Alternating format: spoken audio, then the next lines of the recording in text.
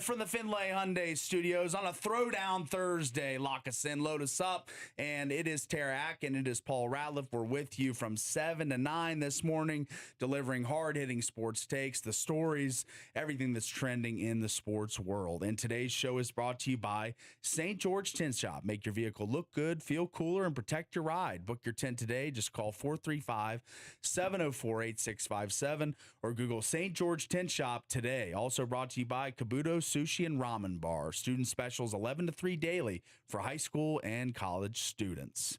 And man, what a day it was in sports yesterday. We had our we were everywhere yesterday, I feel like. We were at Utah Tech practice getting the interviews for the pregame show. Really want to thank those two guys, Brett and Stone, and Adrian Darlene, Great guys, as they were both really accommodating to the media and us being there. As last time I did it, it was Josh Rios, and every single player that we've dealt with at Utah Tech on the football team, they're good guys. The PR department does a really good job. They school these guys up with media. They answer the questions thoroughly. They do a good job, and they gave us some really good insight on themselves, them personally, and the Trailblazers football roster and team. Yeah. So I think if you're looking forward to getting to know some of these players a little better, tune in to Trailblazer Sports Vision pregame this Saturday to catch the interviews with both those fine guys. They did a great job with the interviews. So, and then after that, we sprinted. Well, I sprinted to my car, and as did you, because you had to be in the studio,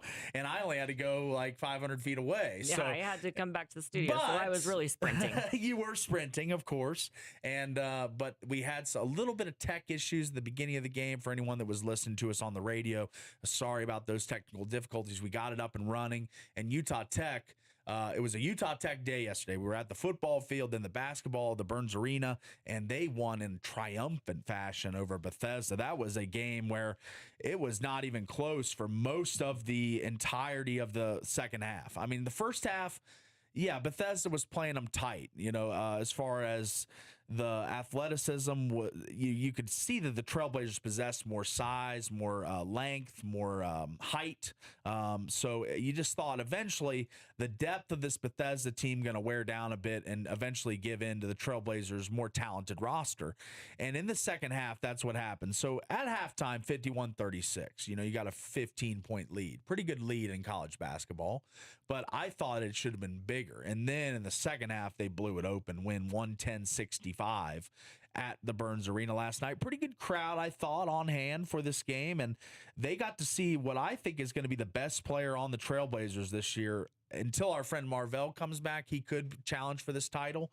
But Ethan Potter, the UVU transfer, the former Wolverine, had 23 points, 7 rebounds, 3 steals, 1 block, and all in 21 minutes of action. So he was really tearing it up on the court last night. He got help from a bunch of Trailblazers scoring-wise, though. They had a lot of guys chipping in. Chance Trujillo, 14 points. Juzon Holt, 10 points. Boston Harker, 10 points. Madiba Wana, 17 points.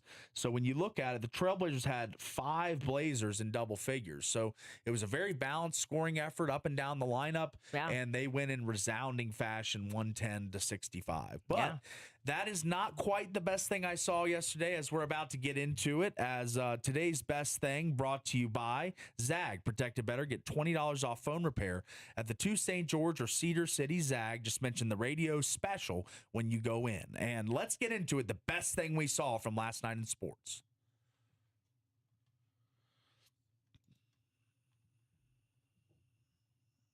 All right. I would defer to ladies first, but I think you're still efforting to find the necessary clips. So I will go first here. And it's been a while for the listeners. For the goal chase to 895, Alex Ovechkin was my best thing just about every night. Every time he scored, I was back in on Ovi. I was saying he's the best thing. Another goal closer to 895. Another goal closer to Wayne Gretzky, to immortality as the greatest goal scorer in the history of the sport. But now he is chasing not only... He's past Gretzky, so that feat is done. He is now the greatest goal scorer to ever play the sport. But there's still room to keep achieving milestones. 1,500 games played just as of late, and now The 900 Club, the 900 Goal Club, is actually a member of just one man and one man alone, and he wears number 8 for the Washington Capitals. This was the goal last night on the radio call by John Walton, who does a great job. The puck centered up here for Chikrin, a drive, and a puck that is in a score! And it's 900 goals for Alexander Ovechkin! The 900 Club has its first member! That's right. The 900 Club's got its first inaugural member. And I don't know how many other guys are going to join him in this 900 Club, to be honest with you. Maybe Austin Matthews. He's got a lot of goals. He's kind of pacing the best of all active players. Yeah. But I don't see anyone joining Mr. Ovi in the 900 Club for a long time. So he will enjoy being the only one in the 900 Club for the foreseeable future. And the Caps did pound the St. Louis Blues, which was my pick in our pick'ems last night. Yep. So let me give myself another check mark when I have the moment. 2-1. 2-1. Yep. And a big win That's for the right. Caps. 900 goals for Alex Ovechkin. The best thing I saw last night. That was incredible. Really got the building energized. The ticket sales for these Caps home games. I mean, he's just chasing milestone after milestone. Everybody wants to be in the building, you know? Right. They're sold out crowds the whole year last year. Yeah, and they're all printed tickets this year, too, That's for the right. home games so that they can keep them as, The final memorabilia. season. And, yeah. I love that. That is cool. And I like love, that, too. and I've told you this before. I think the digital tickets are terrible. I want to go back to paper. You know, I like digital tickets. You like digital, okay? And you lose everything. Why would you want to have to keep track of a I paper can lose ticket? my phone, right? You can. You do. So either way, you're kind of screwed. But That's right. But those hard tickets, you don't have to worry about Wi-Fi or Apple wallets or any of that crap or your phone dying. You got a easy. hard ticket, you hand it to them, they rip it or draw on it or whatever, and you're in. yeah, I like the You like digital. the digital. I So do. we agreed to disagree there. Yeah. All right, let's get into your best thing as I'm Well- giving you some time to deliberate and find what you may or may not see in the sports world that was Yeah. the best thing you saw. Unfortunately, my best thing hasn't come through yet. Okay. But Well, I'll go with my second best thing. second best thing. And I love this. The Blue Jays. So for Game 6, every reliever came out with the number 51 on their hat. Okay. And it was for Alex Vezia, who was away, he couldn't even attend the World Series at all because of like a very personal matter that he had to deal with. And they haven't really said what it was. However, his wife was currently pregnant and due like any day with the baby and stuff. So Okay. they're kind of, Yeah. like I said, we're not sure what the personal matter Sure. was that, prevented him him out, from, yeah. being able to play in the World Series. But I thought that was cool that the Blue Jays came out with his number on their hat. So That is kind of a sign of solidarity. They're Yeah. with him. Yeah. Even though he's not there right now, everyone realizes and that they're trying to beat him, That's right. But it shows but their humanity came first over the human effect. competition and all Yeah. of that. So The I thought human that was cool. effect Yeah. a little bit there, Yeah. as far as just wanting to feel for the human that's going through a Right. tough time in their life. And we don't know, like you said, the personal matter, What but exactly it I was, yeah. assume that it's not the best if he's able to step away from the team for a while For a like while, that. yeah. So that is cool by the Blue Jays Yeah. as they showed solidarity and really kind of uplifted him. I'm sure when he saw that on their Right. hats, saw the 51 on there, the patch. Yeah. I'm sure he got excited and got a Or little made me heart warm, feel- yeah. Yeah. So Feel a little better. that's a good one. I like that. That's a feel good story as your best thing. I like that. So Alex, is it Vesia? Yeah. Vesia. Yeah.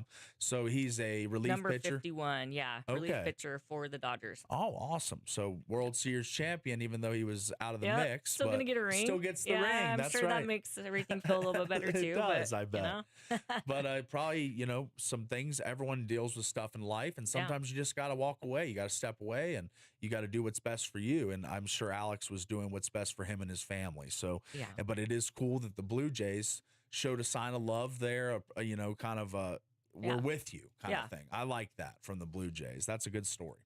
All right, 7:09 as we are opening segment here on the drive, and the best things. Alex Vesia and the showing of solidarity between the Blue Jays and wearing the 51 patches on their hats. The best thing Tara saw, and for me, goal number 900, 900 goals for the Grade 8 Alexander the Great, Ovi, whatever you want to call him. He's got so many nicknames. He's been in the league forever at this point, and he has been tearing up goalies for since I've been watching the sport. Just been a complete bull in a china shop, flying around, hitting people, scoring goals. He's been my favorite player in any sport. I got to say, like, of all the sports, hockey's not my favorite, but my favorite player of all sports is Alex Ovechkin. It is, like, more than football, which is my first love. My first love. I played Pee-wee ball, the Redskins. My parents had season tickets growing up. We did college football weekends. It was all football-centric in my house. But whenever Ovi and the Caps started to have that Young Guns era, the rock the red, they changed their jerseys from the black style to the red, the full rebrand. You had a lot of young stars that just continued to collapse in the playoffs. And I just started to think, is Ovi ever going to win a cup? I was worried. Yeah. And then for his legacy, he did get Lane got it for you. That's right. Lane and that power play, doing a great job in the playoff. PK as well. Yeah, that's right. That was a fun run. Yeah. And he now has done everything he needs to do before retirement, in my mind, other than an Olympic gold medal. But I don't think Russia's eligible to play in the next Olympics. So they're going to have to sit that out. So I don't think Ovi will ever get the gold medal, but he's got a cup, 900 goals, every award imaginable in the NHL. So what a career it's been, and yet another milestone for my favorite athlete of all time. All right. That opening segment, best thing we saw today, is brought to you by Coral Canyon Golf Course. Celebrate Coral Canyon's 25th anniversary and play great golf for a great price. Call for tee times today, 435-688-1700. That's 435-688-1700. Go see our good friend Marco Leone, as I will be going to see him shortly, to hopefully get some lessons and get my game in check, as it's been a while since I've dedicated any time to the sport of golf. As from the playing perspective, I still watch quite a bit, but it's time for me to get out to Coral Canyon to celebrate their 25th anniversary, as should you. We're going to take the quick break, be back with Big Deal, No Big Deal right after this on The Drive.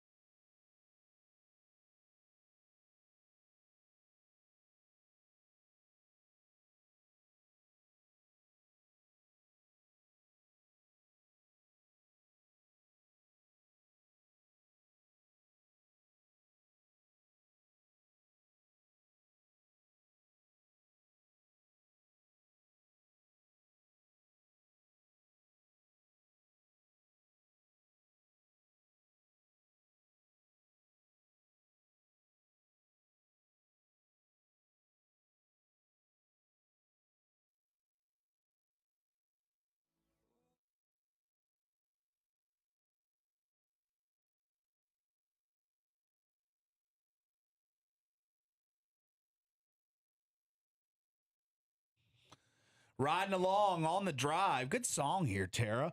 And this segment brought to you by Color Country Custom Coatings. JC is offering a limited time deal, $400 off a permanent, I almost botched it again, ceramic coating. But hurry, this offer won't last. Call JC today at 678-283-8124. Color Country Custom Coatings. Protect your vehicle with the ultimate finish. And also brought to you today by Prime IV, PrimeIVSTG.com to book an appointment or call 435-522-5005.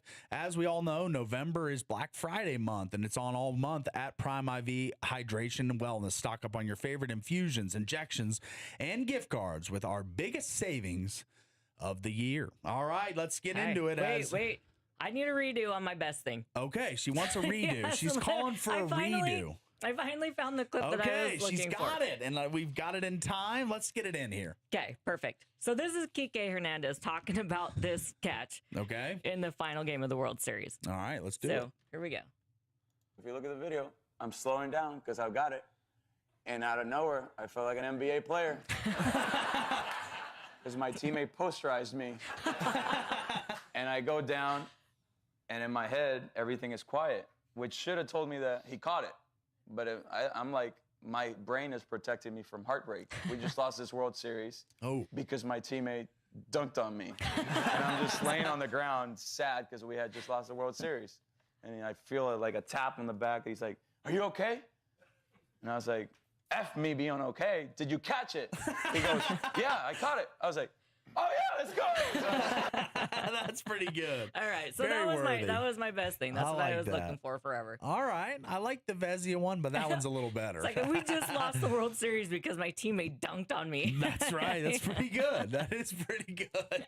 So that cracked me up. Yeah, that cracked me up too. And let's get rolling on Big Deal, No Big Deal right now.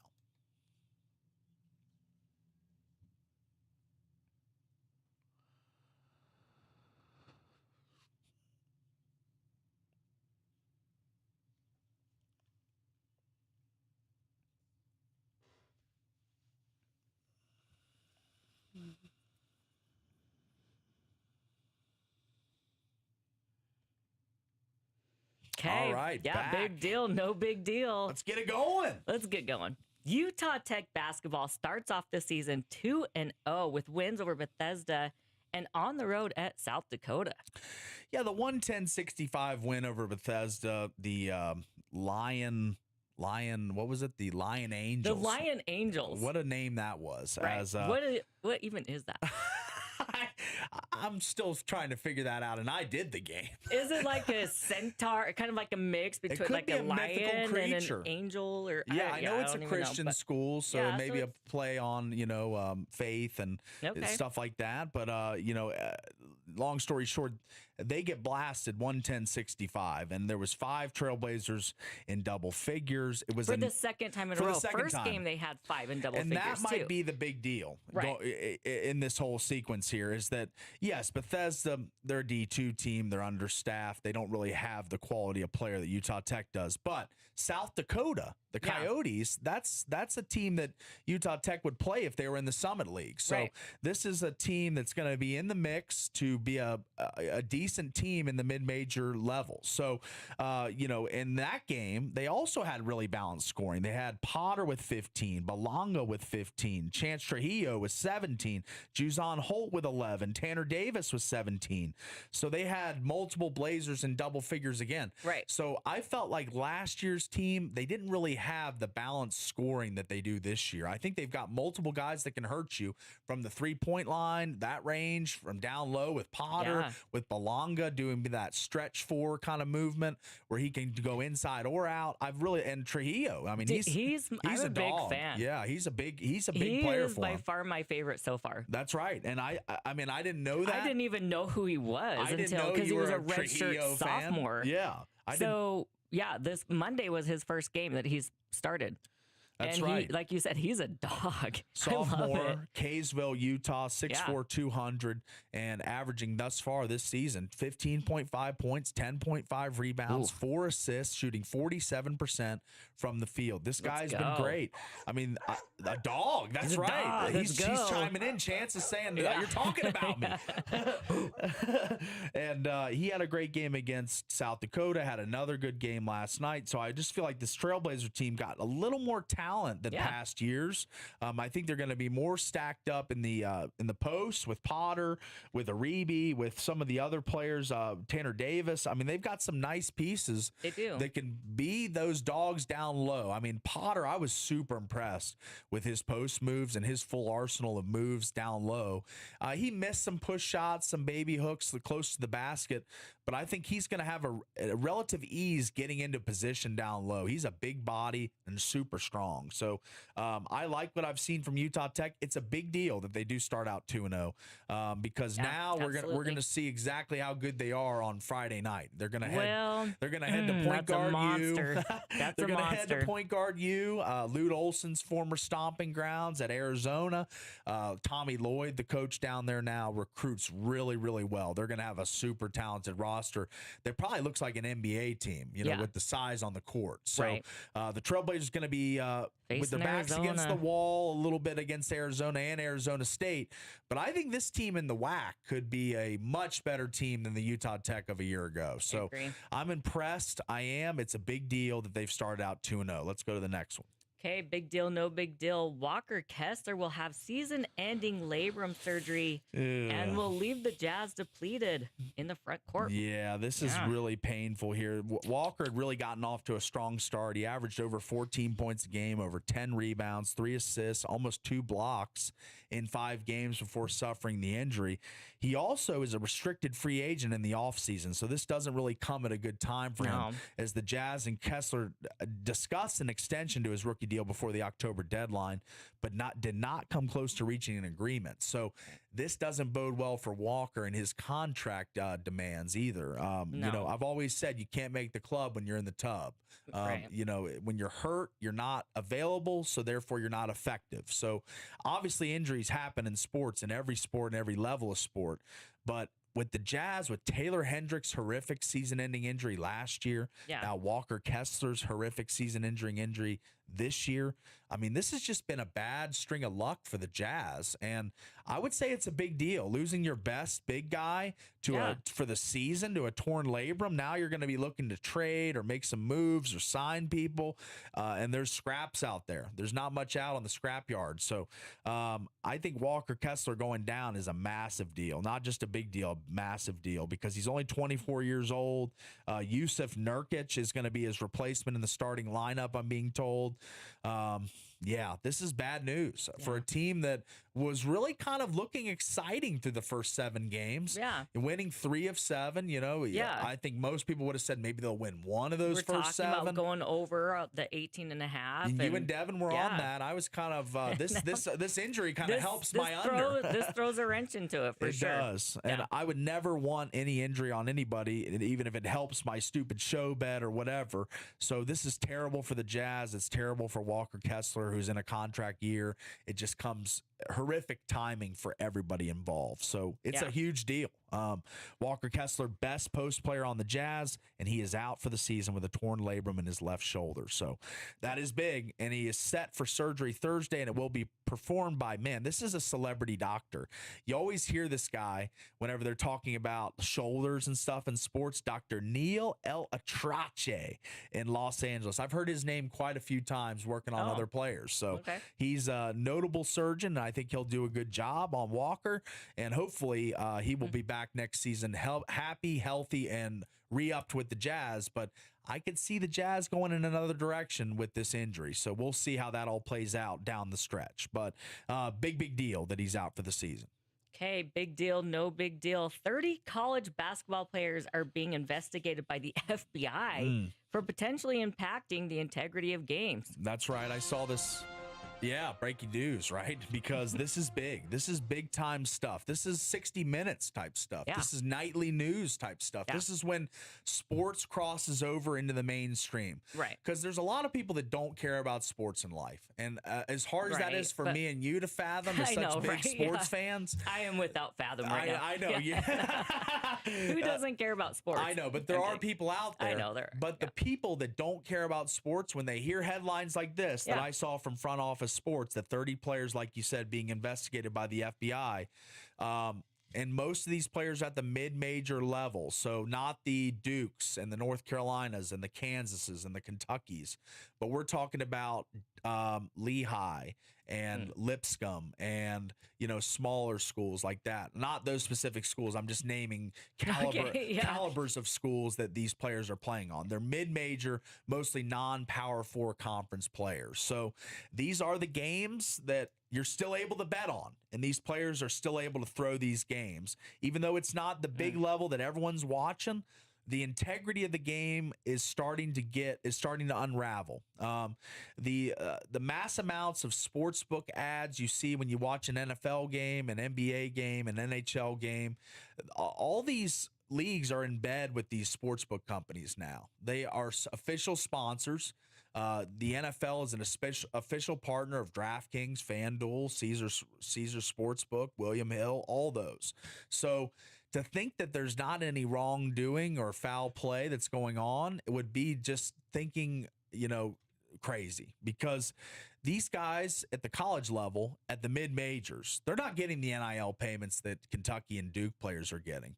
So they're looking for a way to make a quick buck. And if I can look inconspicuous and throw a game somehow by my performance impacting it, all it takes in basketball is one player. There's 5 guys on the court.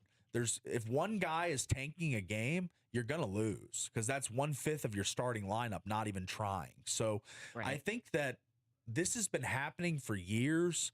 I heard about it way, way back. I had this guy I was in Mesquite at the Casablanca sitting at the bar one night, and I was talking to this guy that told me that the 1991 Final Four between UNLV and Duke was thrown by UNLV. Really? He told me that, and he said, I have it on good authority. And I was like, so how long have you lived? But it wasn't ever proven or prosecuted or anything. Never prosecuted, never proven. So I know people will always say this, but why would UNLV, who was a 26-point favorite, lose to Duke outright? It makes no sense. And they beat them by 40 the year before in the same Final Four. So sometimes you got to connect the dots in sports. I don't know. You got to connect the dots. Sometimes you do, and sometimes you don't. Like the Shohei thing. Everyone thought there was foul play by Shohei. Then it's investigated, and it's all the interpreter. So sometimes, people I are still quick. think the interpreter was the fall guy, but Oh, do you? Okay. Yeah. Well, the interpreter took the fall, and he took all the charges. Shohei was exonerated from any wrongdoing. right. So, and just like Duke and UNLV, there's been nothing proven. Yeah. But why would a team that was that big of a favorite lose outright in the Final Four in a huge game when they just beat them the year before by like 37 points? And when he said that, because it's a new year, you can't just go off of the year before. I get it, but I mean, if you knew this UNLV backstory, it'd be a lot more. You'd be able to sink your teeth in a little deeper. Oh, okay. But yeah, there's videos of them in hot tubs with fixers and all kinds of stuff. Like this was a thing, and they did a documentary on it. If you want to watch it on HBO, Nice. It's a great I documentary. like documentaries. Yeah, it'd be a good sports doc for you to take in. But yeah, gambling in sports been a thing since really it started. But now you used to only be able to bet in Atlantic City and Las Vegas or Nevada or New Jersey. Now everywhere's legal. You don't have to go to the Bahamas. You don't have to go to Vegas. You don't have to go to Atlantic City. You can sit on your couch and bet from your phone in about 36 of the 50 states. So I think gambling is becoming a problem in sports. I think that the integrity of the game is infected. I think that there's going to be massive changes brought to how players are allowed to interact with fans. DMs of players are blown up aggressively after they don't cover or they don't hit their point total or whatever. So gambling has taken over the viewer's mind. And now we're starting to see it take over the player's mind a little bit. This is a big deal. So I'm going to say huge deal. I've said big deal on all 3 of these. Let's keep moving. All right, big deal, no big deal. Generational prospect or good running back. Ashton Genty's stats for the first half of the season go like this: 124 carries, 487 yards rushing, and 3 rushing touchdowns with a 3.9 yards per carry average. The 3.9 yards per carry average is good for 120th in the league on that yards per carry average. Yeah, Genty's offensive line has not done him much justice, but I would say if you're generational, you could make some of the plays that your offensive line doesn't allow you to make. When given the holes, he's shown that he's a great running back. Is he generational though? I feel like a Barry Sanders, a Jim Brown, some of these other running backs of past eras, they made up for bad offensive lines with their play. So, and in his defense, he's getting hit in the backfield a lot. Behind the line of scrimmage, he's taking on a lot of contact. He's not even getting forward momentum some plays. But some plays I've seen Genty just not follow his blocks, not find the right hole, not find the right seam. Because I watch a lot of Raiders because Gino and Genty are both on my fantasy team, which is clinging to its last life right now. So I need big games out of both of them tonight. And I would hope that Genty gets going. Since he's changed his stance to the Michael Myers upright stance, he's been a better running back, but he still hasn't gotten the groove and that was he had his original stance in college, when he played yeah. for Boise State. Yeah, but So he wanted to go back to it the whole season, and they've kind of let him do that. And you see a lot of running backs at the college and even high school level mimicking that. It's been such a thing and a movement. And I think it helps him run better.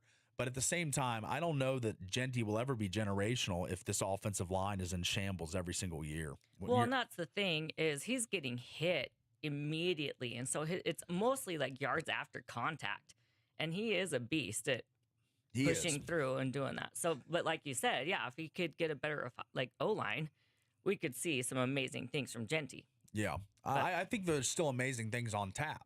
I mean, I think this season we're going to still see him have a 150-yard game with 2 touchdowns. I think he will blow up a few weeks, but with that offensive line, we talked about Leatherwood, the terrible first-round pick that was, about Jackson Powers-Johnson, who is currently on the team. Leatherwood gone, but Powers-Johnson has been bad, too, at the guard spot. So they got to firm up that O-line. I think they need to invest a lot of draft capital, free agency money. They just need to revamp the entire line if they want to be a running football team that does play action off of it. I mean, Chip Kelly wants to run. He said, and we've got his quote here. I want to play this because this is what Chip Kelly said. There was a lot of reporters in the scrum asking him, what's up with Ashton? How come the usage rate's so low? And this is what Chip Kelly had to say regarding Ashton Genty's usage rate. But do you think that criticism is fair, or do you think it's just much ado about I nothing? think he leads the league in rookie rushing, doesn't he? And carry. So, I think everything we do game plan wise is about winning that game. So it's not about how many touches. Maybe some fantasy people are a little disturbed, but we're not coaching for fantasy people, so we're just trying to win games. So I don't, that's not. I mean, he's our number one back, and when we're running the ball, he's running the football. So, and I think you saw him a little bit in the past game the other day, and he's starting to evolve in that, and trying to get him more involved in that way. So, he's continuing to grow. He's doing a heck of a job. Really excited that we have him. He kind of just downplays the entire thing. I mean, they're talking about his production. They're talking about where's more production. This was a high draft pick, and Chip's like he's leading the rookies in rushing. He's got a lot he doesn't really give a crap about your fantasy team. He doesn't care. He said it. Yeah, sorry, but it's okay. But Genty it doesn't can mean help Genty's him bad. and me. Yeah. I mean, I never said he was bad. No. I never said he was bad. I just said that he might just be good to great, maybe not generational. And we use the word generational in sports quite a bit. It gets thrown around about every hot thing, that's coming up through the draft or through the college ranks or whatever, high school even. Now AJ DeBanza's generational, and it gets thrown around a little loosely, I feel like, these days. So, Genty, while he put together the second best running back season in college football history, only behind Barry Sanders' 1983 season at Oklahoma State, this is going to be an ongoing thing that Chip Kelly and Pete Carroll are going to be asked about, because when you invest a high pick in a running back, you want to see dividends. You want to see, and I'm not just talking fantasy, even though I'm selfish for fantasy reasons, right? But for a Raiders fan, for Raider Nation, they need to see success from Genty to know that pick was justified. And 487 yards and 3 touchdowns through 8 games. I'd like to see better if I'm the Raiders fans. So I mean, I know he's been getting hit a lot behind the line. I'm like blaming you the said. O-line. You're blaming the O-line. I think he's doing everything he possibly can. All right. Well, we'll see. We'll see this week, tonight, actually, against the Denver Broncos, one of the best defenses in the NFL. So it'll be interesting to see how they attack the Broncos. All right, let's move on. Okay, big deal, no big deal. Delane Fitzgerald has the T-Birds cooking. Winners of the 3 in a row and on the road to capture their potential 5th win to bring their record to an even 500. Yes, it's been quite the climb back. It has. You start, you go out of the chute 2-5, and really you lose to San Diego on the road. You lose a heartbreaker to NAU. I mean, there's Tarleton. You really played them tight, leading at halftime with a backup quarterback. Like, a lot of things gone wrong for the T-Birds this year, but now, late in the season, they're catching their stride. Just when you thought that the season may be over and there might not be any hopes for playoffs, I think Devin's right. If they're able to win out, if they are able to win out every single game left, and that starts this week against Eastern Kentucky on the road in Eastern Kentucky, a 4-5 Eastern Kentucky, same record as SUU. But the final 3 games go like this, I should say. Eastern Kentucky on the road. Then Central Arkansas, 3-6 Central Arkansas at home. And then the final week of the season, 2-7 North Alabama hosts Southern Utah. So like we were talking about, that Austin Peay game was really the big one left. These last 3, they're all against comparable or lesser opponents for SUU. So I could see them winning out and getting to 7 wins and having a chance of getting into the playoff, of the FCS playoffs. And realistically, I thought it was not possible after week. Let me go back and check when that loss was to West Georgia. 27-24. That was the home game. They dropped to 1-4, 0-1 in the UAC. They had a rough non-conference and then followed it up with their first conference game at home with a loss. And I thought, all right, stick a fork in them. They're probably done for the playoffs. But then they go on a credible streak and they start winning games. And they start. Coach Fitzy's got them dialed in. They started playing better the next week. They didn't win. Let me make that clear. They lost to Tarleton State, who's number 2 in the country, 52-42. But then they started rattling them off. The very next week, they had a bye, got things together, and then that's when the run started. They beat Abilene Christian 31-24. They go to Greater Zion and beat Utah Tech 28-7. The very last week, they beat Austin Peay 33-17, and now that sets up the 3-game stretch to the end of the season for a potential playoff bid. 4-5 with the potential with the last 3 games to finish 7-5 and have a chance. You're telling me there's a chance that they might be invited to the FCS playoffs. So that is a big deal.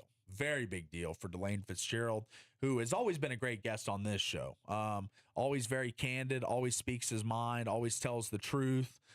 He's always been a great guest for us, and I always do wish him luck in the SUU T-Birds. And they've got the 1 o'clock kickoff from Eastern Kentucky on ESPN Plus this Saturday. All right, that'll do it for Big Deal, No Big Deal on the Drive, as that was brought to you today by Prime IV. PrimeIVSTG.com to book an appointment or call 435-522-5005. And you want glowing skin. The high-dose glutathione Beauty Boost 10-pack is $150 off. Plus, buy a $150 gift card, get a $50 bonus. Or a $250 gift card and get a $100 bonus. Use for you or gift to a loved one. These deals are all month, but quantities are limited. Stop in, call, or visit PrimeIVSTG.com before they're gone. We'll grab the quick break. Be back right after this.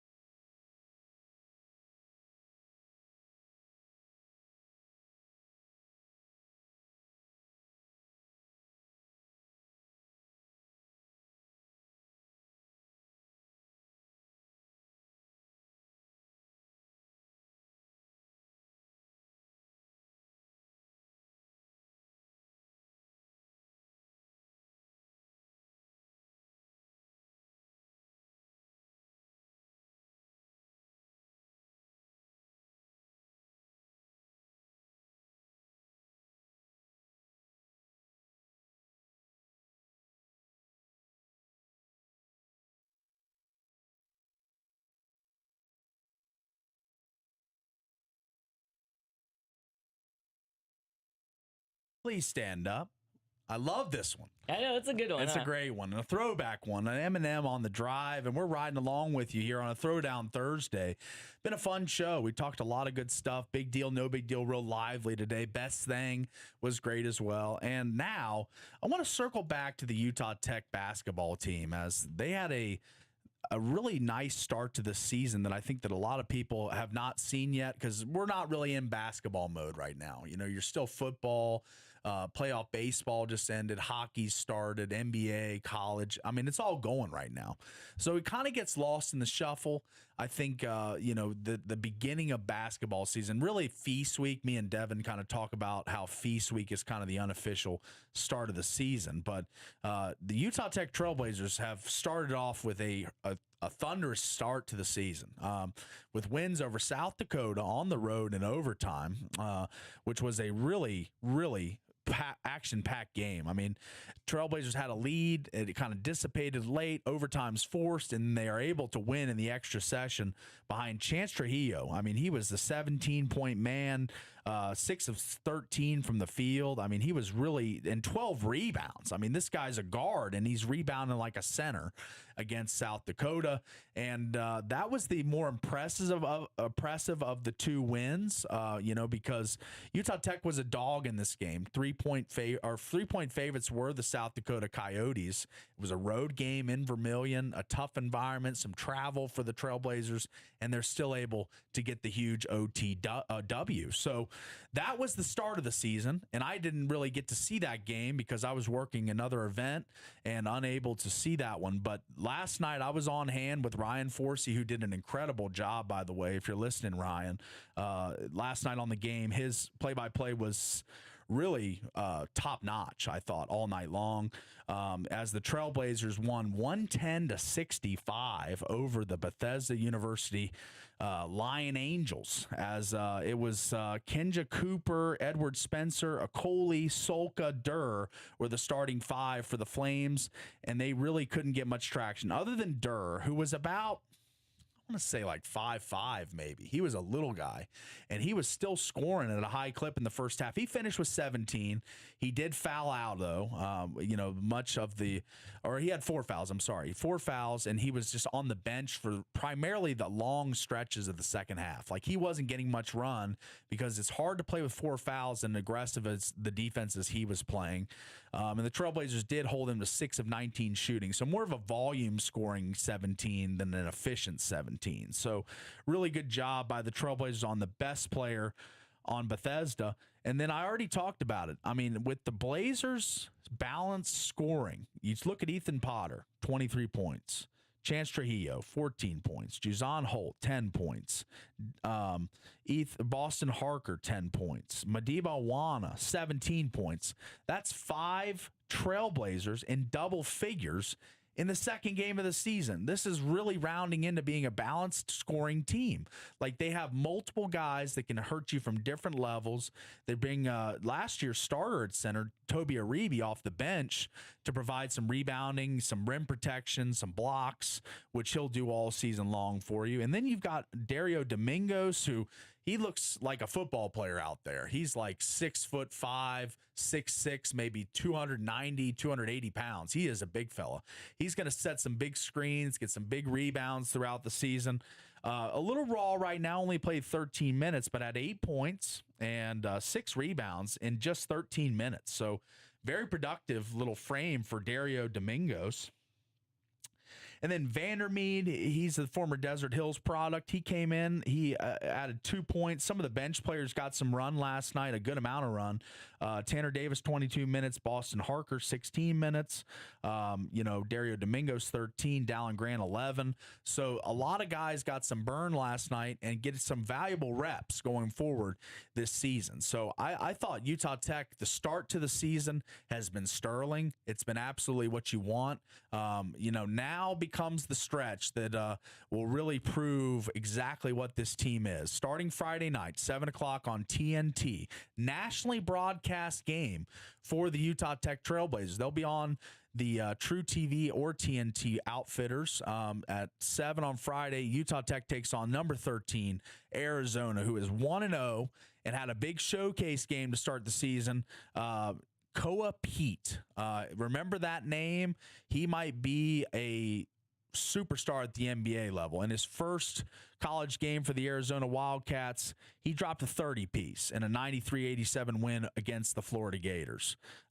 Last year, Arizona 24-13, 13-3 at home. So this is a good home basketball team. You're probably going to see a raucous environment down there tomorrow night. So Utah Tech, they've got to come ready to play. They've got to be ready to play. So what are you saying? Oh, the clips. Yeah. Let's go back to last night's game just real quickly, briefly here, as Ethan Potter, this was his first basket of the, or one of his first baskets of the game on a nice post move down low where he was just used his strength to get this shot up. I thought this was an impressive play.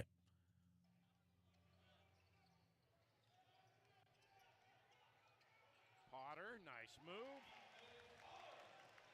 And it was. Thank you, Rod. It was a nice move. And Ethan Potter found those were 2 of his 23 points. And now the second clip we have here is of now Noah Belonga. He's one of the new additions to the team. Or this is Madiba Wana. This is Madiba Wana on the breakaway, as this was a thunderous dunk, kind of one of the big crowd pops of the night, as Madiba, one of the better athletes on Utah Tech, and he showed it on this play here.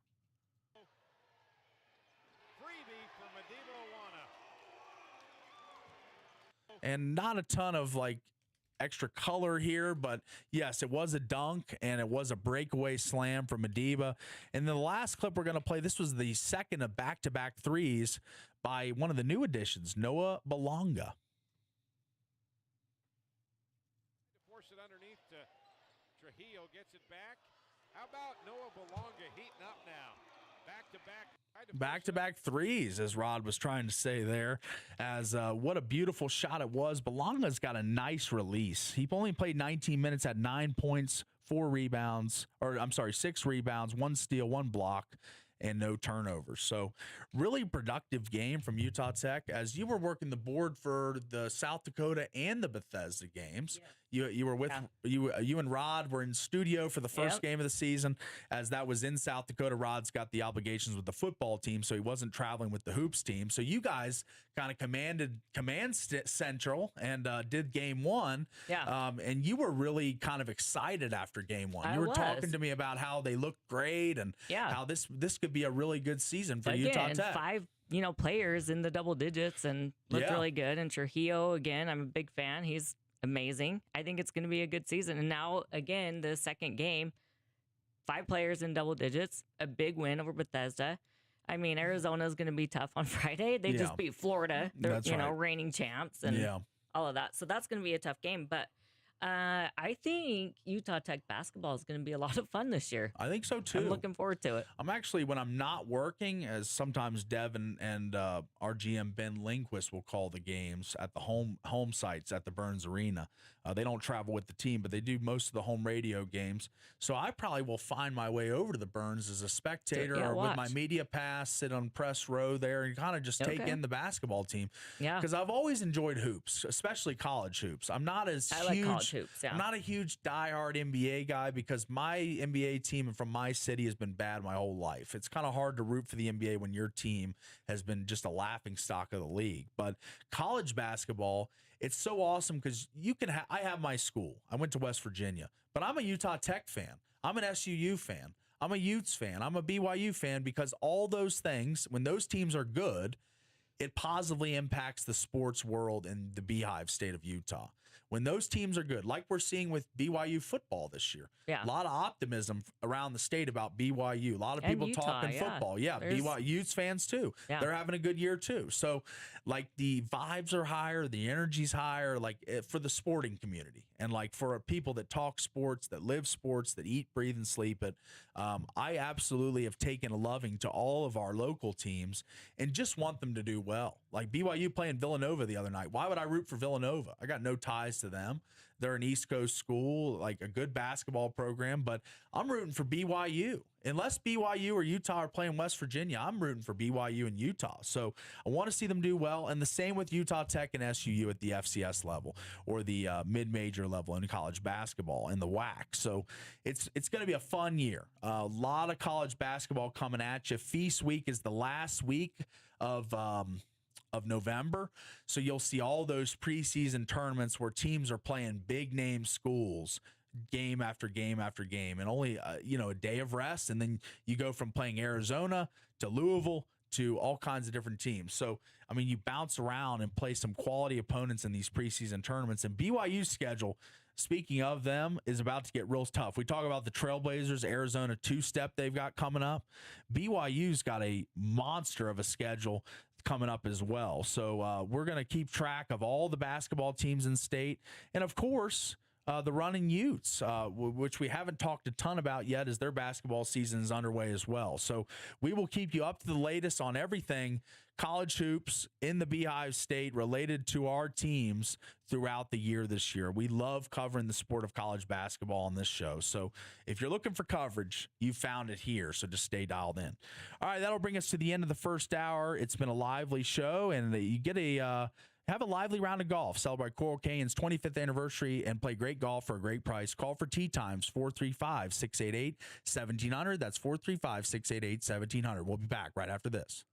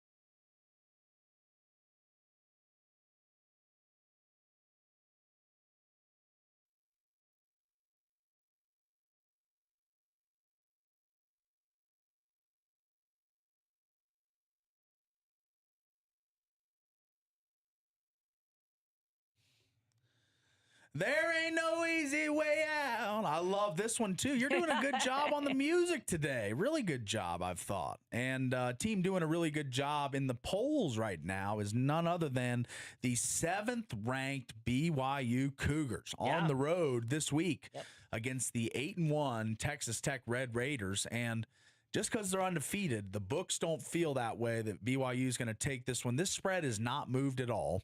No. It has stayed stagnant at 10.5 points favoring the Red Raiders. BYU plus 320 on the money line, almost 3.5 to 1 to win the game. So not a lot of faith in BYU as far as the books go, the sharps, the Vegas suits, whatever you want to call them. I don't think there ever has been, though. Even against Utah, BYU was the underdogs and Utah was heavily favored. And I took Utah. I mean, I wanted BYU to win, but I did think Utah, Yeah. And BYU keeps showing up and finding a way to win. So I don't know. Okay. I'm hoping. Yeah. I mean, at the same time, Utah was a 2-3 point favorite, Right, 2.5, not a 3 10, point, not 10.5. yeah. So But this still. is a massive number for a team that's undefeated. This makes little to no sense to me. I know it's a road game. I know they're going to be getting back their starting quarterback, Baron Morton, who's probable on the injury report. So you got to figure he's going to play. That's why the number is so big here, because they are a significantly better team with him at quarterback than some of the alternatives, Hammond, the third string guy, whatever. So, but we've got one of the big factors in this game is how BYU is going to attack one of the best defenses in the country by points allowed. Texas Tech smothered Utah. We saw that 34-10 victory where Utah couldn't do anything offensively. Right. Dampier looked uncomfortable. He couldn't do anything downfield. Their one long passing play to Benny got turned over for, as far as, it was called back because of penalty. So, man, this has been an interesting season for Texas Tech. They've got one loss. They lost to Arizona State, but their defense has been their huge impetus, and they're leading the way for the driving force. So this is Aaron Roderick, BYU offensive coordinator, talking about how they can attack the BYU or the Texas Tech defense. Man, this is the best defense we've played probably since Texas in 2023. I'd say they're right up there with those guys. This D-line they're freaks, and they're really good players. Their linebackers are great. Everybody knows that. Good secondary. They have no personnel weaknesses. They have a very good scheme, very well coached. I have a lot of respect for their defensive coordinator. They're good. They don't really have any weaknesses, and they get turnovers, man. They strip the ball as well as any team I've ever seen. And that's the thing that you're going to have to – the turnovers with Texas Tech. They are a ball-hawking, turnover-heavy defense. They're not a bend-don't-break that depends on turnovers. They can play stout, three-and-out defense as well, but they are ripping at the ball. Every time you're running the football, every time that you're trying to get downfield, throwing the football, when they're gang tackling you, they're trying to pull at the ball. They're trying to rip it out. So I've seen that with Texas Tech on a number of different occasions. It's an aggressive, swarming, ball-hawking defense. So I think BYU, and Roderick is right, this is the best defense they've played. I didn't know since 2023, though, as Roderick said, that Texas defense back then. Yeah. It's been a full, almost 3 years since they've seen a defense this good. Yeah. So it's going to be a challenge for sure. We'll see. It will. How they can match up. And one guy leading the way for the Cougars all season long has been the freshman gunslinger, Bear Bachmeier. And this is from PFF College on Twitter. PFF College, only true freshman QB with an 80-plus grade this season.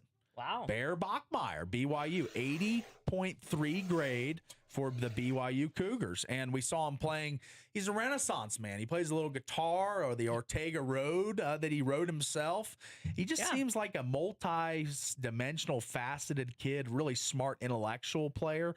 And I think that this will be his most difficult task that he's faced this season. He's played some good defenses. Utah's a good defense, but he has not seen an athletic defense like this that goes sideline to sideline, makes plays on the ball. How is he going to do under pressure and blitz and everything that Texas Tech is going to throw at him? That's right. We'll see. We'll have to wait and see because, but I got a feeling. I mean, 10.5 just seems massive. They're predicting a Texas Tech blowout here. You know, with that big of a spread, they're thinking Texas Tech's going to win handily. So I just don't see that. No, I don't either. see it. I know BYU, they've showed some chinks in the armor. I mean, they've had the Colorado game where Colorado went up on them 14-0. Yeah. They had the West Virginia late kind of comeback cover. They had the threat in Arizona. They had to go to overtime and do ultimately win. But like the last game out was Iowa State, probably their best game of the season. 41-27 win. They had a pick six. Bear Bachmeier played great. I just don't see 10.5 here. I really don't. I don't either. It's just too many. I mean, I think they could win by 7, but definitely not 10 or more. No. I mean, I can see this being a touchdown field goal game either way, one score game either way. Because yes, there is a lot on the line. With this on the game. line. Yes. So yeah, I think we're going to see a very competitive, a good game, and I think BYU, shows up and finds a way, like they have, all season. Finds a way. What does that mean? Finds a way. I don't know. Are you calling it now? On a I'm Thursday? I'm gonna go with BYU, but okay, money line or with the 10. I'm just going You with the want them win. to win? I'm You not want going them to with win? yeah. Okay, I just want you want them to win, or you Yeah. think they're going to win? I think they're gonna win. You think they're going to win? Okay, so I'm on but the. I'm not gonna take the money line, the 10.5. Okay, so I think you're confused by what I'm saying here. So, Yeah, I think you're. So the they're 10 and a gonna half win. benefits you, Right. but, Yeah. but you think they're going to win outright. I think they're gonna win outright. Okay, so you are on the aisle Yeah. of a believer in BYU going on the road to Lubbock and beating Texas Tech with their starting quarterback back in the lineup. I know it's crazy, but all right, we'll see. I don't know. If you hit this one, you truly are Terradamus because I don't think Texas Tech wins by 10.5 points though. Okay, but Or you just over said that, you think like- BYU's going to win. Exactly. Well, even if Texas does win, Okay. I don't think it's by more than 10 points. Okay, so if Just saying. So you say BYU wins, but if Texas Tech does, it's by 7 or less. Yeah. Okay, 3 or less, maybe. 7 or less. 7 or less. Okay. So I'm on the other side. I think BYU covered just the 10.5. I think that it's a tight game, but I think Texas Tech wins like 34-30. I think it's a high-scoring game. Yeah, I think it's a fun game to watch. Even with the best defense that BYU is. That's faced. right. I think BYU and Bear Bachmeier are going to score. I think LJ Martin being back in the lineup helps them.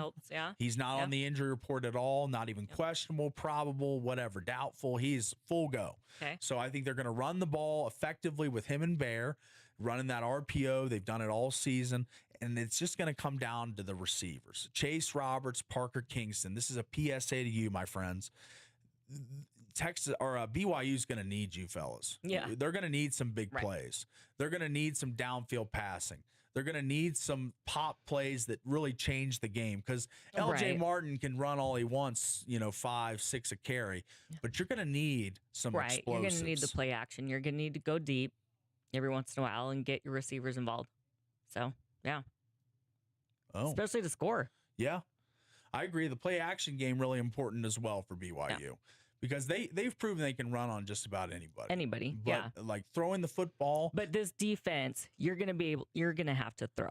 You're going to have to move the ball down the field, drive the ball down the field, throwing it. So that's where it comes down to me. Is Bear Bachmeier ready for the stage? He's the highest rated freshman per PFF College. He's had a great season. I doubted him. I thought Retzlaff was better. But he has proven to be the better quarterback, and he has led BYU to heights that Retzlaff did achieve last year. Let's make that important here, or let's make that out in front. Yeah, is BYU was 9-0 last season. They're now 8-0. So Retzlaff took them to an undefeated season, and then it got derailed. Is this another season for BYU where they start off undefeated and it gets derailed late in the season? I don't think a loss to Texas Tech is derailing the season, but it wouldn't potentially derail the Big 12 title game hopes because, you never know what's going to happen the last week of the season, last 2 weeks of the year. Because BYU, if they lose this one, there's a hangover game. You could lose another one, back-to-back games like you did last year. So I just don't want that to happen. I'm really rooting for the Cougars this weekend, but I've got a deep sinking feeling that the Texas Tech Red Raiders in Lubbock are going to be inspired and come out and win this one. But we will see. It's 10 a.m. on ABC. It will be one of the featured games on this Saturday. It's probably the Are biggest. you even going to be able to watch it if it's on ABC? I'll probably end up going to a bar or something. Because of like, Yeah, the YouTube TV. yeah. And so, anybody with that, you're kind of you're cooked, but it's okay. We will survive and find ways to figure it out. I'm gonna have to probably go to Wingnuts. I'll probably find my way over to Wingnuts.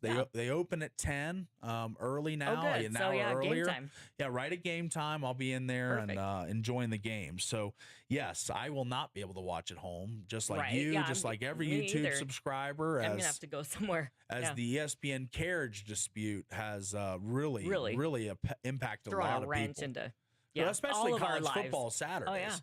Because really the NFL is only on once a week on ESPN. That's Monday Night Football. So but still Monday Night Football kind of sucked it's because a I big couldn't game. get it. Like I even was texting you because I was covering the basketball game with Ron. I'm like, how are you watching the game? But And you were I was at Wingnuts at because they had Wingnuts. DirecTV. Yeah. So I was able to watch, but ticked. I watched till halftime at Wingnuts, gave out the prizes, had a good time, and then I went home and to couldn't watch see it. no game. Yeah. So I missed the second half. So I watched a little more Monday Night Football than you. I got the first half It made me in, so mad. but at the second half, I was out on, just like all the YouTube TV subscribers. So we're all in the same battle here. We're all looking for somewhere to watch this BYU game on Saturday. Right. So go to Wingnuts. Go to Wingnuts. That's right. Yeah. Sounds like that's where we'll be. That's right. We'll be there early in the morning. If you want to go, I'll go, and we'll set up in there. And they got a new breakfast menu at Wingnuts. Oh, nice. So, I didn't pretty know cool. that. Sausage gravy, all kinds of stuff they're I debuting don't know. over I there. still like their mac and cheese. Okay, well maybe a mac and cheese for breakfast then. I know, right? But it's really going to be a massive game. I've just I've had this one circled all year. I've been intrigued by Texas Tech and Joey McGuire's rise. Because yes, this is not Alabama. This isn't Georgia. This isn't Texas. This isn't even Texas A&M. This is Texas Tech. They're like the fourth school in Texas normally, let alone in the country. But they've brought in a bunch of money. I know. That's the thing. They've been spending. They've been spending big time. $26 million on this roster.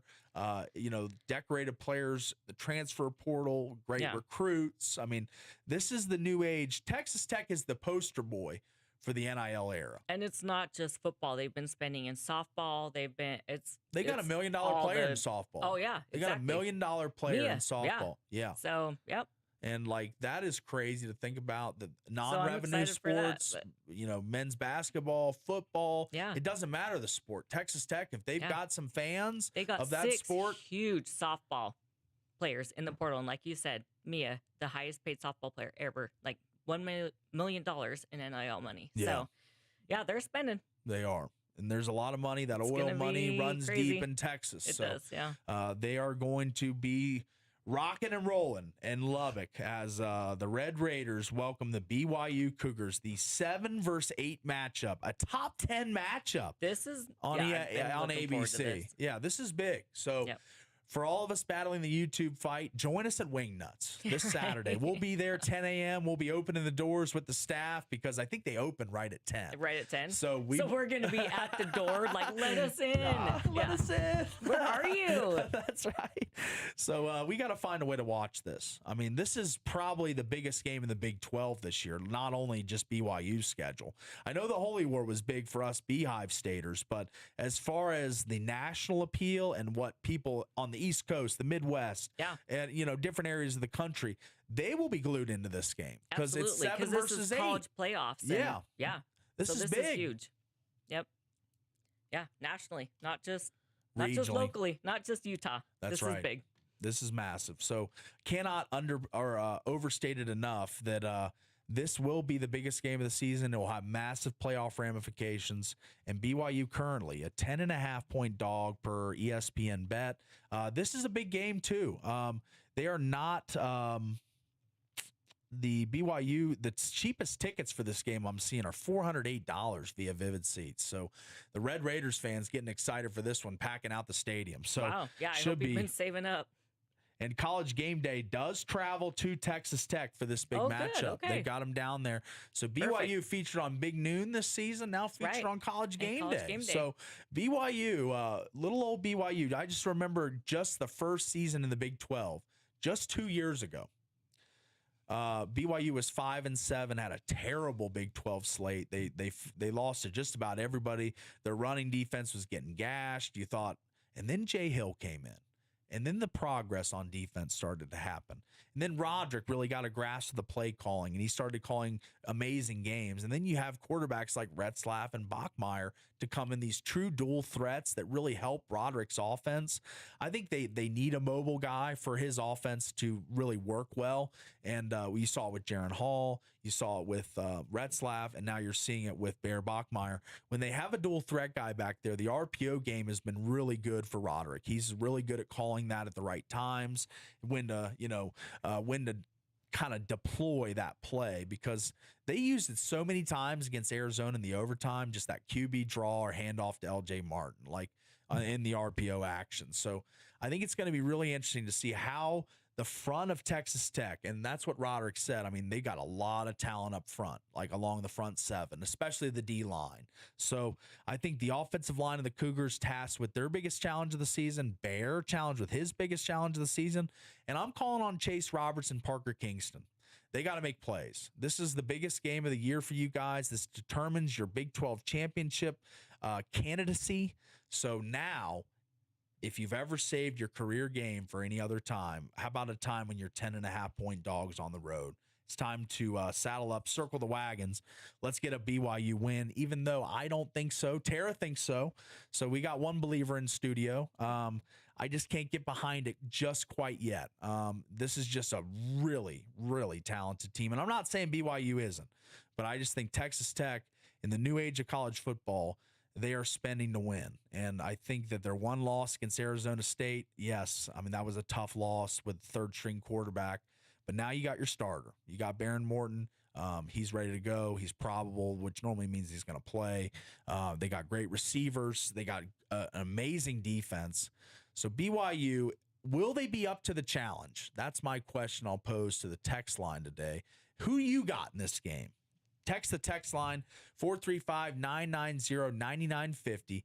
Give us a score. Give us a score of the game and your winner. So that will be the text line request today for anyone that wants to put their pick out there. And I'll keep the receipts. I'm going to go through these on Monday. Whoever texts in, if you're right on this, we might have a prize for you, actually.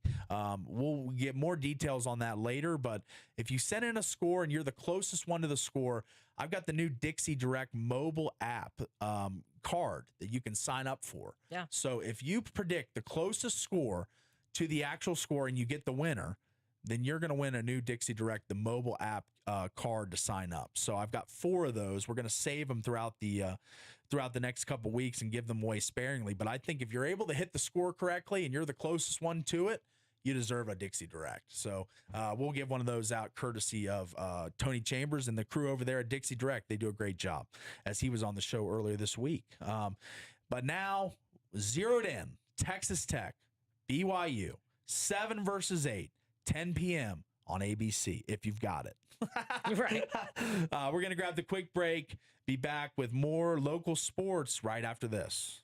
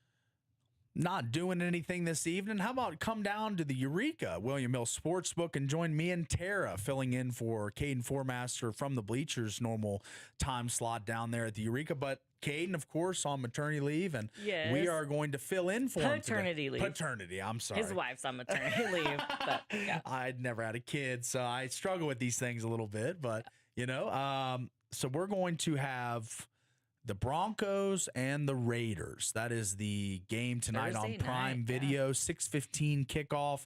Raiders 2-6. Broncos 7-2. Two teams going in opposite directions. The Raiders are 4-1 on the money line to win the game, plus 400. The total is at 42.5. So expecting kind of a lower scoring slugfest on the Raiders' behalf, I'd assume, as the Broncos favored by almost 9. This is an old AFC West rivalry. Yeah. It has dated It's back. one of my favorites. Yeah. I mean, as a Raiders fan, you probably have seen a lot of these games. A lot of these, yeah. And a lot of stars, John Elway, Rod Smith, Christian McCaffrey's dad, Ed McCaffrey, some of the names I remember growing Right. up, Terrell Davis on the Broncos. And then the Raiders, you just think of Rich Gannon and I do, at least, in that 2004 season when they went to the Super Bowl and lost to the Bucs. Yeah. That was kind of the last time the Raiders have been nationally relevant, I feel like. Derek Carr had a few dalliances in the playoffs or whatever, but as far as like long-term consistent success, and I'm not saying Gannon provided consistent success, but he did take them to a Super Bowl, and that's not been done in Oakland or Las Vegas or wherever they've been for a long, long time. Right. So, But back to the rivalry. The rivalry, yeah. I mean, one of my favorite things that came from this rivalry is that you can't Shanahan's own kicker, because that's kind of where that icing the kicker really got famous, like really took off, because Shanahan iced the Raiders kicker, and then they went back to Broncos and pulled the same thing, tried to pull the same thing to ice like the Broncos kicker. Yeah. And he still made it. Yeah. And then, but then he made it. And so then they came out with like this big joke that like, you can't Shanahan's own kicker. There you go. I like that. So like for the rivalry, that's one of my favorite things. Insights into the rivalry from Tara Oh, it's Atkin a this big morning. rivalry. Thank you. But, That's a good insight. I didn't know that story. So you haven't heard I haven't that? heard that. The Shanahan's kicker. I've never heard that. That was where the icing the kicker really got big, was when Shanahan went into the Raiders stadium and iced the kicker, and then he missed it.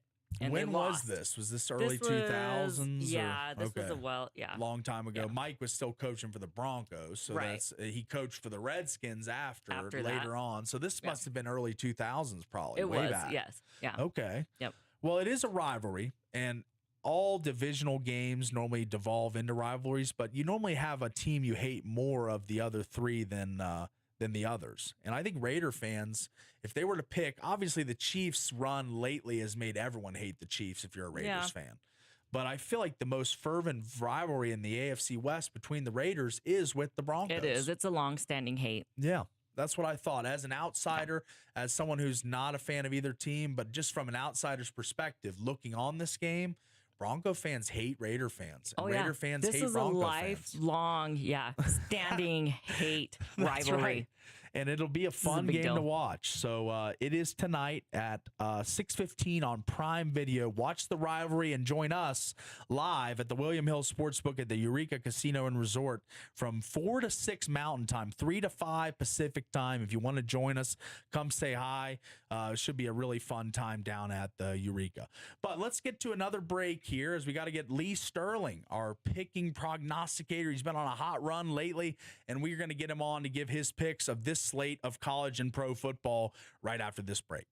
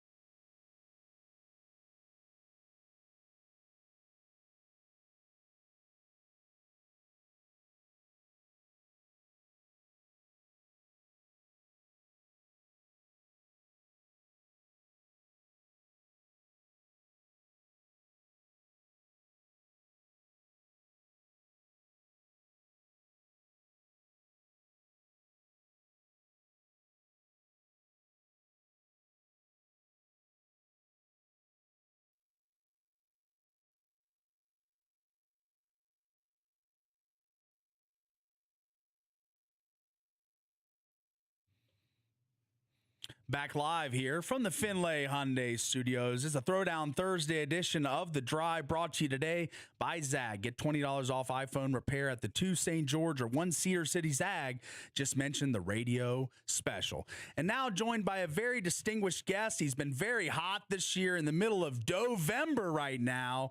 And Mr. Lee Sterling. How you doing, Lee? I'm good. Getting settled in for another big weekend. So crazy that we still have a lot of football left to be played, college football, and especially in the NFL. I mean, we're only really at the halfway point, and the trading deadline took place. And again, New York Jets in rebuilding mode. Absolutely, a fire sale in New York. Yeah. I don't know if you've seen the video of the little kid that cries to his dad that he was Sauce Gardner got traded. He's like, I want to be a Colts fan now. The Jets always seem to be in shambles year in, year out. But a guy who's not in shambles is Mr. Lee Sterling. Real hot in the NFL and college. This week we've got 6 games he's going to give picks on. And let's start locally in the Beehive State with the Utah State Aggies, a 9-and-a-hook favorite against the Nevada Wolfpack. What do you see in this one, Lee? Well, Nevada is one of these teams that plays hard, and they just can't get a whole lot of results. I think the key here is to get the passing game going. Use the passing game to open up the running game. If you can do that and get the lead, that's where the Wolfpack have their most problems. So I think this is a great situational play. I think Utah State looking to get to a nice bowl here, and I just think they have too many weapons here. So offensively, I think they're going to put too much stress on the Nevada defense, maybe come up with a couple takeaways here. Sometimes you got to lay it if you want to play it. Utah State here, 38-24. Wow, big win for the Aggies as they get back on track. Next game we're going to go to is in the SEC. This is a big one, or it was before the season, we thought, as number 4 Alabama welcomes LSU in with Brian Kelly-less LSU. How does this game play out, Lee? So sometimes after a coach is fired, you don't get a real big bump. And one of the reasons is, let's take like Billy Napier and Penn State's head coach James Franklin. These coaches were well liked, so they were playing hard for their coach anyway beforehand. Brian Kelly, different story. I mean, this is a guy that was not well liked at all. He was honestly thought of as an SOB. So just think that these kids are going to come to play. Remember, this is the ultimate rivalry game. So sometimes you throw out the records here, and I know Alabama's coming off 5 straight ranked opponents games and winning all 5, and they've turned around their season. But LSU, their numbers just look awful, especially on offense. 25 points or less in all the SEC games. Ranked 124th in rushing offense out of 136 teams. Only really the directional schools and a couple MAC schools are below them. But I think they're going to play hard for the interim coach here. The whole outlook looks like the administration is reaching out to welcome back alumni and the fan base. And good as Bama's looked lately, I don't think this team is anywhere close to where they were when they were playing for national titles or winning titles. So I think LSU is going to maybe have a couple trick plays up their sleeve. They're going to game plan like crazy. They have nothing to lose here. They still have a quarterback that's really good, and I don't know if they can pull the upset. I have Alabama winning 30-24, but I'm taking the 10 points. I would probably put 2/3 of your wager on LSU plus 10 and sprinkle some LSU money line. They might even win this game outright. If they do, after the season Christmas break, I'm going to take off a week. I'm going to go to the Bahamas, and it'll all be on the LSU Tigers. Oh, there you go. All right. He likes the Tigers with the 10 in Tuscaloosa. Yeah. Interesting there from Lee. All right, let's move to the next one. As the Oregon Ducks, favorites by 5.5, they're taking on Kirk Ferentz, the old Don in college football, been in Iowa forever, and somehow has them 6-2, ranked number 20. Yep, and playing some real good football of late, so you got to give them credit here. But I thought Oregon at one point, especially watching them against Penn State in that first game, first 3 quarters, they looked great. I mean, they were dominating the line of scrimmage. I think they were up by 17. They should have been up by, in that game, like 24-28. They let Penn State get back in the game. Now, I know Iowa beat Penn State 25-24, but that was with Penn State essentially starting a third-string quarterback. I think the Ducks are under the radar now, kind of going through the motions. How about their top three running backs averaging between 6.9 and 9.9 yards per carry? Wow. Their receivers, they hit on some big plays here. I think Iowa's defense is really good. I think their special teams are special, and their offense has improved. They've scored at least 25 points in 5 of the last 7 games. The last game was a little bit deceptive, the 41 points, because they only had 274 total yards, kind of fueled by those 3 turnovers. Do give offensive coordinator Tim Lester in his second season, there's the offensive coordinator, credit. But Oregon is top 6 in scoring on both sides of the ball here. I think the big plays are going to be the difference here. I like the Ducks 27-16. All right, you got a Ducks cover, quack, quack, as Puddles and the Ducks move to 8-1. All right, this one is the big one, Lee, and you've saved the best for last on the college slate, as this is the huge one within the Beehive State. Right now, the Texas Tech Red Raiders welcoming in number 7 BYU to Lubbock, and right now, this is a perplexing number to me. Undefeated BYU, surrendering 10 points. Or getting 10 points from Texas Tech here. Who do you like? So if this is a trap, I've fallen for it. So because they're begging you to take BYU, and you look at the raw numbers, and BYU quarterback Bear Bachmeier not playing like a true freshman quarterback here. They play defense. They are plus 10 in takeaway. That is important here. No one's scoring on average. They're average giving up just 19 points per game. So let's say they give away 24, 28. You got to think that they're going to be able to score 17 to 20 in the game. So I think Tech is good, and they have a lot of guys. They have a couple guys on their defense rate in the top 10 at their position as far as Pro Football Focus. They got some players on the defensive line, linebacker position, but I think you might be able to hit on some big plays, maybe also special teams here. I'm taking the points. I think Tech escapes 28-24, but I think double digits, just too much here. Take BYU. I think this is a game that goes down to the wire. Wow. Roll the Cougars out. They're rise and shout. They are out, because that is a big, big call by Lee Sterling. He thinks they're going to contend and have a puncher's chance late. We'll see what happens in that one, as Texas Tech, big favorite, 10.5 points on the spread. All right, let's go to the NFL, Lee. We got 2 of them, one being your game of the week, but let's go to the Packers-Eagles first. Packers at home at Lambeau, favored by 2.5. Who do you like in this one? Yeah, head coach Matt LaFleur calls the plays. Sometimes he is really on and sometimes off. Same with Jordan Love. So they're one of these teams that, might be they have the zigzag theory in betting. They look great one week, and the next week you don't keep riding them. You bet against them, and they come back. They look stuck in the mud last week against Carolina. So I think they're going to come back. I think Philadelphia a little bit overrated, especially on defense. Also, Jalen Hurts just not really connecting with his receivers. I never thought he was great. He just was a pretty good match for their offense with a great line. Last year, the best running back in the NFL and 2 top-line number 1 receivers. But this year, a couple injuries and, teams game planning for him. Without the tush push, they'd be in trouble. I like Green Bay at home on Monday night. I think they win this game here 30-24. Oh, wow. They're a week late with the win, Lee, as I had Green Bay in my survivor pool last week against the Carolina Panthers. Tough beat for me, and I'm out. But you like the Packers against the Eagles. And now, Lee, let's go to your napkin agreement with our friend Devin Dixon. We know that you got to do this. It's almost a contractual agreement on this show that you pick a Seahawks game, and it will be your game of the week this week. Tell the listeners, and we're right in the midst of November, tell them how they can get this pick for free. All right, so it's Seahawks and Cardinals. Big game here. Seahawks are rolling, maybe a top 5 team. Cardinals pulled a huge upset, and, their offense is humming right now. You want to get the Seahawks and Cardinals game for free? Be one of the first 10 callers. Call 800-400-9741. First 10 callers, I'm going to give them the Seahawks and the Cardinals on me. And how about this? A lot going on. How about the UFC?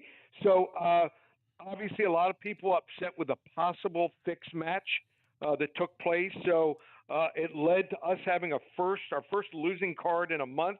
But we're going to come back. I'm really good after a losing card. We won 16 of the last 22 cards. How about this? We have a Super Saver card.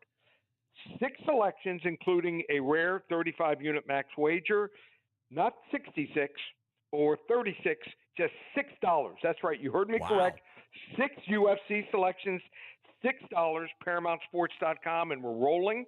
Maction did us well last 2 nights, had Ohio and also Toledo back-to-back nights. So you want to get on with not November, call it Dovember. Every game from tonight, we've got something going on the NFL. I have a big selection for this big Denver and Las Vegas Raiders game. So you want to get every game on our phone service through Sunday, November 30th, 4 weeks of action. If you use coupon code SAVE200, just $297 for our phone service, where you're going to get probably 12 to 14, 12 to 15 games a week. No one hotter, no one more successful. Use that coupon code SAVE200, just one place, ParamountSports.com. That's right. ParamountSports.com, the place to get winners week in, week out. And we're in the midst of November, so get on board if you want to start making money with Lee Sterling and Paramount Sports. Lee, thanks so much for your time. Thanks so much for your picks. And good luck this weekend, my friend. And stay hot.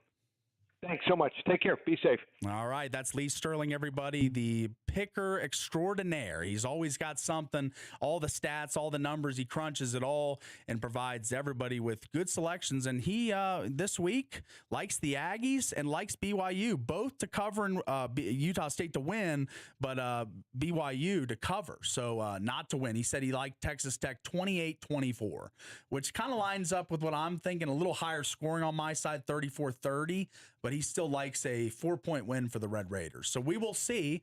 He likes the Cougars to cover, though, and be in the game and fight to the very end. So we're going to grab the last break of the show here and come back with the wrap and our picks, as I have taken a 2-1 lead in our Pick'em contest with me and Teradamas. But we will make our picks to end the show and get you ready for Thursday Night Football at the Eureka William Hill Sportsbook, which we will be down at from 4 to 6 Mountain Time. So come join us. But we're going to grab the quick break first. Be back right after this.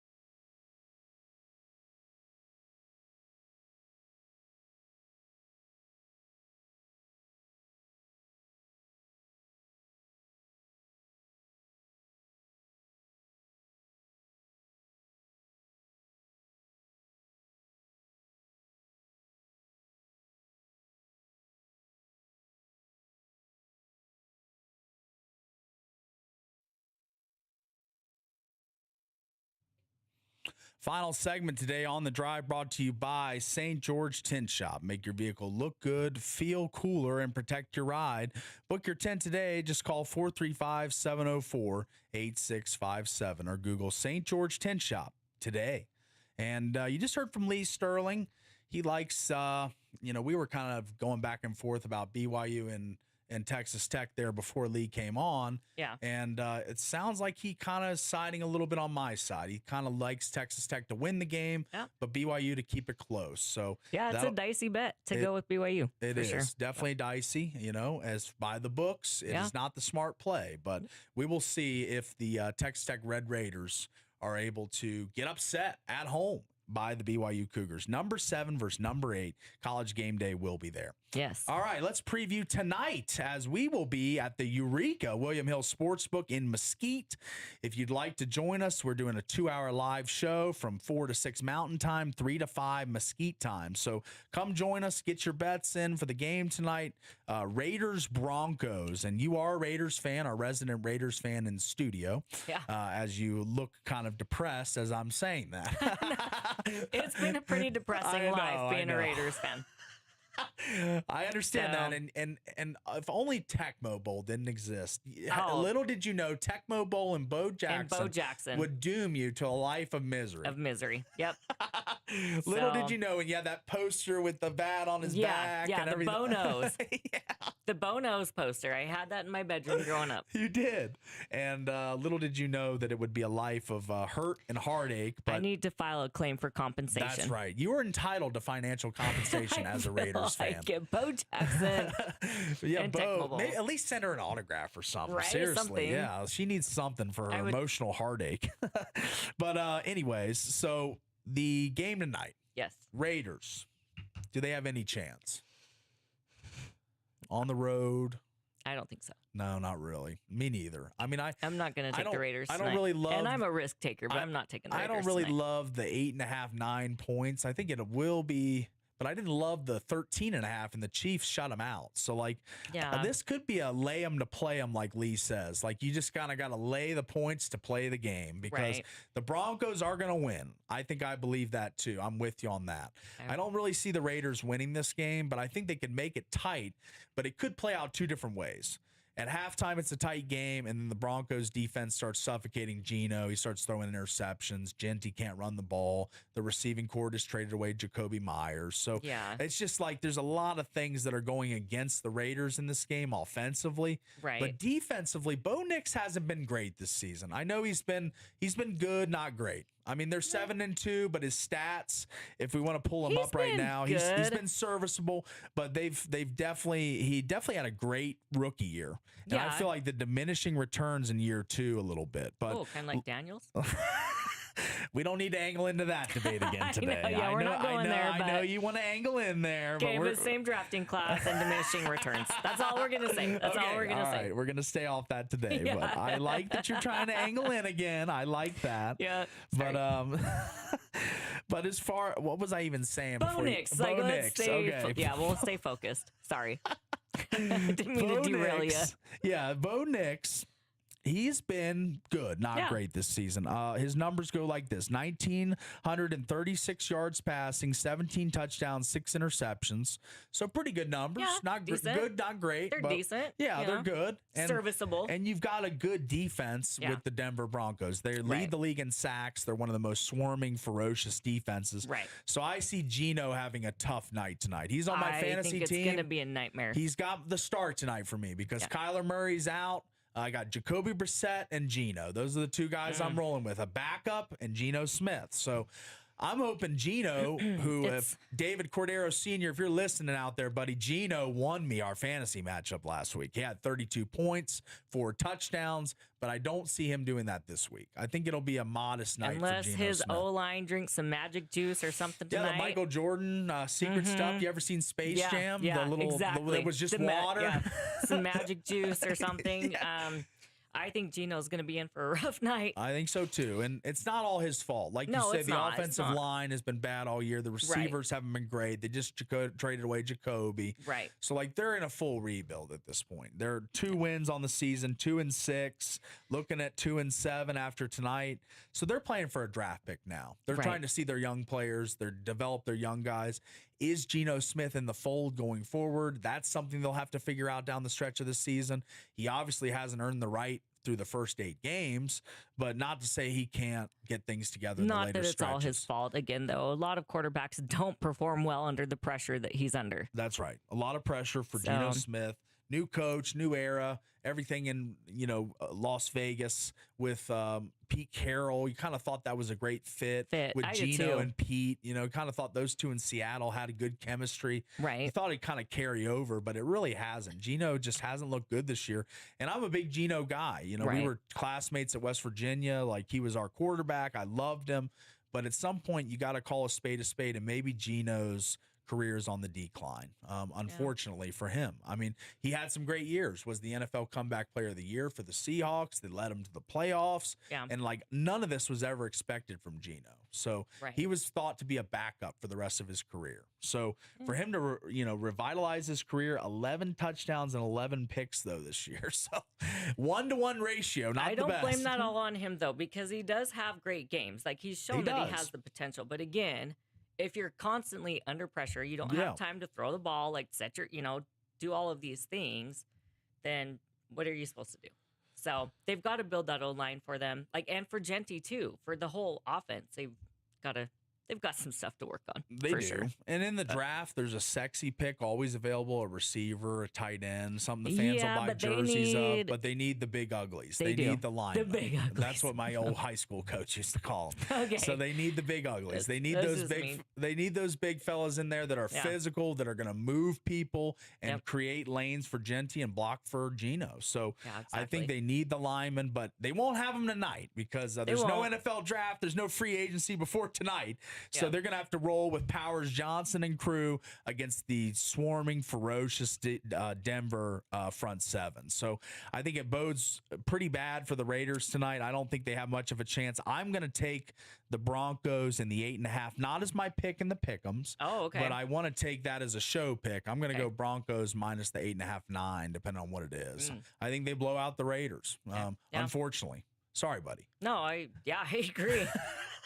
You agree? Okay. I agree. All right, you think Denver's winning in the blowout too. Let's both give scores. I'm going to go. Do they get to 20? The Raiders? I'll go 35-20. I think they do get to 20. I think they win by 17 or so, or 15. I'm sorry. I'm gonna.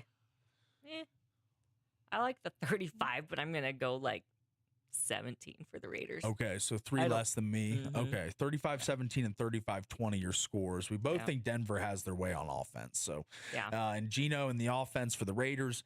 I'll be watching tonight. I've got Geno and Genty going in the fantasy league. So against me. Against you. So will you be rooting for the Raiders tonight? Your love for fantasy will kind of blind you. You don't want to lose to me. Where the Raiders are so bad, my love for fantasy overcomes all. It. So I'm actually going for the Broncos. Sorry. You're going to be rooting for my guys to do terribly, even though they're on your own team that you root for since a kid. Yeah. All right. Yep. Well, that's how competitive she is, folks. Exactly. Give up a year-long fanhood for just a fantasy football game. But that's Tara Atkin for you. And that's Tara Atkin. I'm Paul Ratliff. We're done for today. We'll see you tomorrow.